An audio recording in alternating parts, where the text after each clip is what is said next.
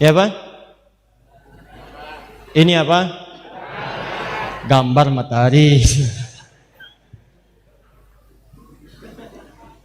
Ini apa? Hah? Ini apa? Lingkaran. Lingkaran kecil. Lingkaran. Sudah. Dianggap bulan. Apa ini? Bukan, anggap bulan. Ini apa? Lingkaran. Anggap saja bumi. Bumi berotasi, ya kan? Ini planet dari bumi ada bulan, kemudian ini matahari. Semua benda-benda kemudian mengelilingi matahari dan matahari juga kemudian berputar di porosnya masing-masing. Terus di galaksi ini kenal dengan Bima Sakti. Ya, sekarang sudah ada pembahasan sampai ke black hole. Sekarang sudah ada di beberapa benua dengan menggunakan pendekatan 8 teleskop itu bisa meneropong untuk mengamati sampai ke black hole, lubang hitam. Nanti ada kajian lebih dalam lagi, kita tidak masuk ke dalamnya, mungkin di episode yang berbeda ya. Lihat sini. Ini kan rotasi bumi menentukan siang malam kan? Dan dia berputar kan? Baik, bulan juga berputar, terus mengelilingi matahari, terjadi perputaran-perputaran. Secara cepat saja. Ini saya bikin garis horizon. Titik nol. Nah, secara cepat, setiap berputar tanggal 1 awal bulan, sampai dengan ke tanggal 29, maka setiap tanggal 29 hikmahnya di bulan Hijriah, bukan Masehi. Setiap tanggal 29 di bulan Hijriah itu posisi matahari, bulan dan bumi akan sejajar. Posisinya sejajar, satu garis yang sama. Kumpul. Ya. Jadi kalau misalnya dari awal kelihatan sabit, pertengahan jadi kelihatan bulat kan? Beredar lagi terus. Jadi gampang orang Arab dulu kalau pengen lihat bulan, oh tengah-tengah nih. Kalau sudah tengah-tengah berarti kelihatan bulat. Ya, berarti itu hari pasti tanggal 13, 14, 15. Nah, setiap tanggal 29 bulan Hijrah, akhir bulan, itu posisi matahari, bulan dan bumi berada di satu garis, kumpul semuanya. Kumpul di satu tempat disebut dengan ijtima namanya. Ijtima.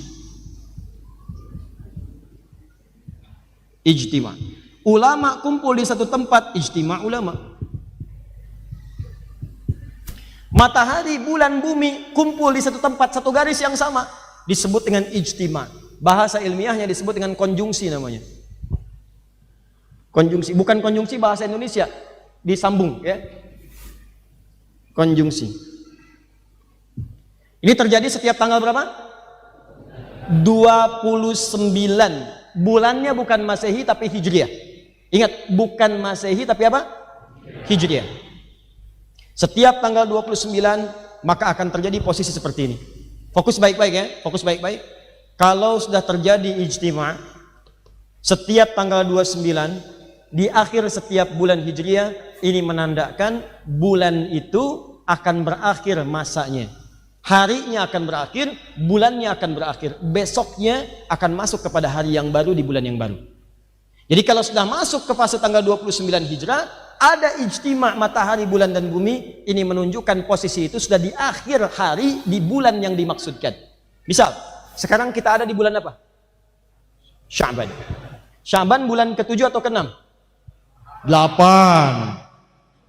Sya'ban. Nah, antum masuk misalnya tanggal 29 Sya'ban. Sekarang 29 Sya'ban insya Allah akan bertepatan dengan tanggal 5 Mei. 5 Mei 2019. Fokus. 5 Mei 2019, 29 Sya'ban, maka posisi matahari, bulan dan bintang nanti akan berada di satu garis sejajar.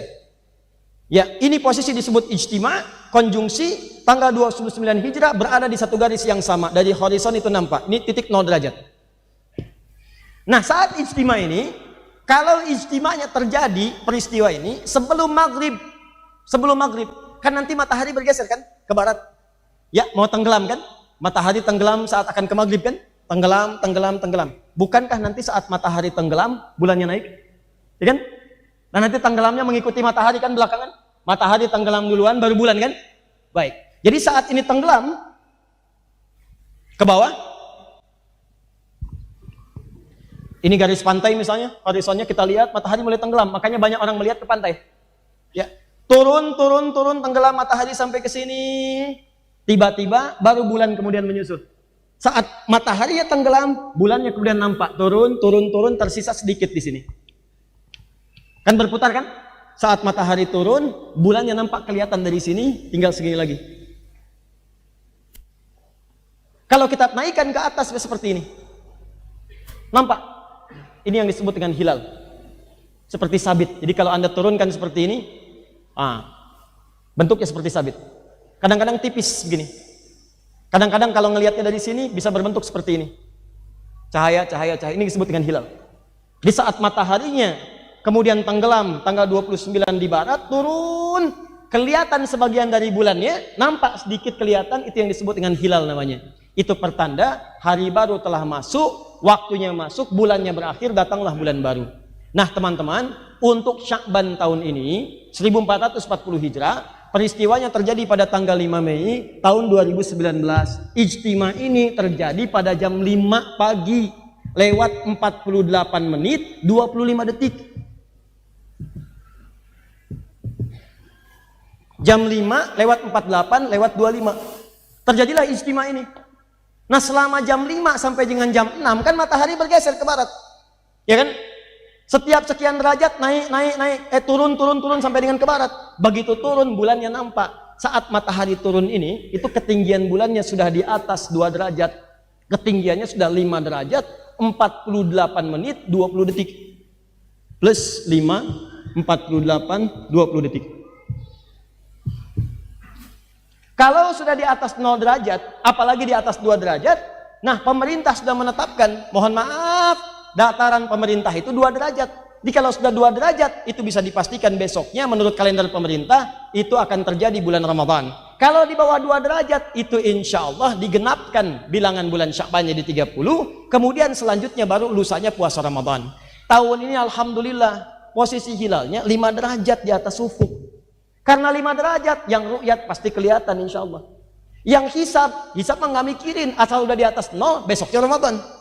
Karena yang hisab prinsipnya di atas 0, yang penting di atas 0, mau 1 derajat, mau 2 derajat, mau 3 derajat, yang penting di atas 1, sudah pindah waktu.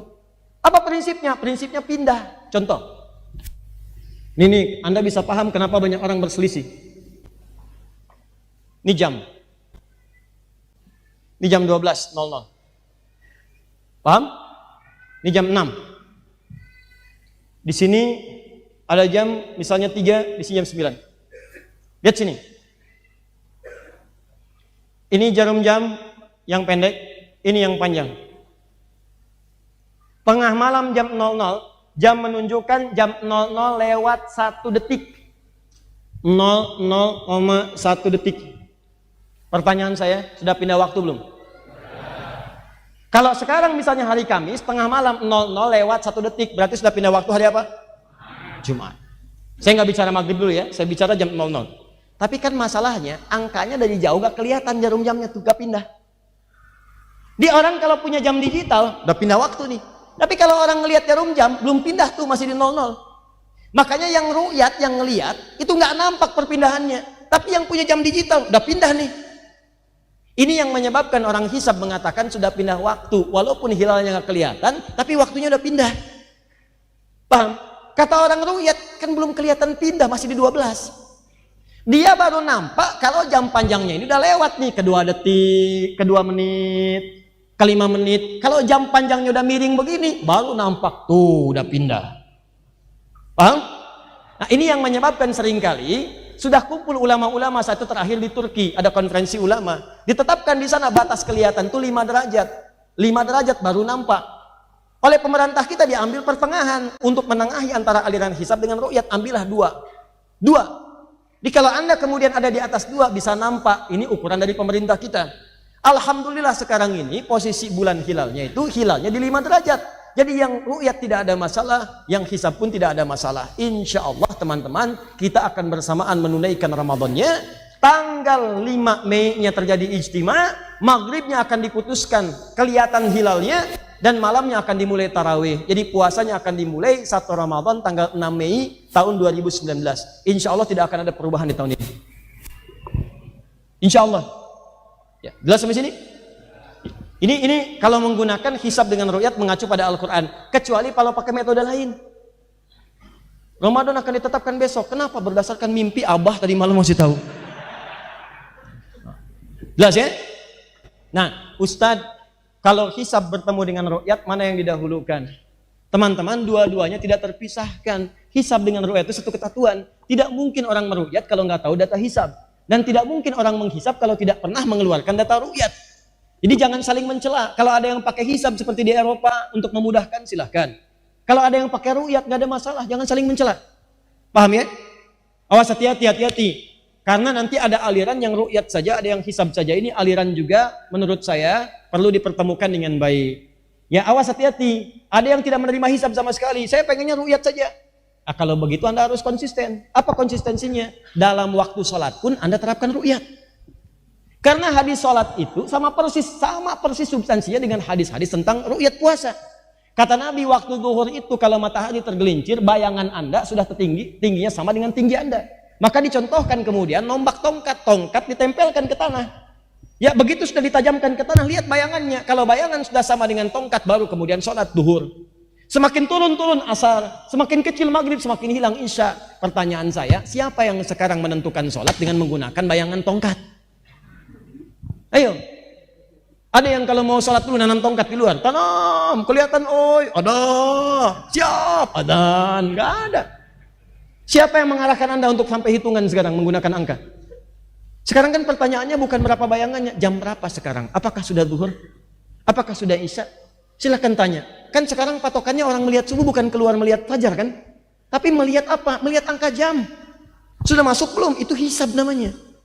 Jadi kalau sholat aja yang tiap hari Anda menggunakan hisab, kenapa saat Ramadan Anda ribut-ribut? Itu dalil yang hisab. Ru'yat gak ada masalah. Kalau pengen lihat silakan langsung lihat. Lihat, kelihatan, laksanakan. Tak nampak, ingin genapkan, silakan genapkan bilangan Sya'ban jadi 30 hari. Atau Ramadan nanti jadi 30 hari. Paham? Jadi jangan ada keributan-keributan. Semua ru'yat benar, hisab benar. Yang salah, yang tidak puasa.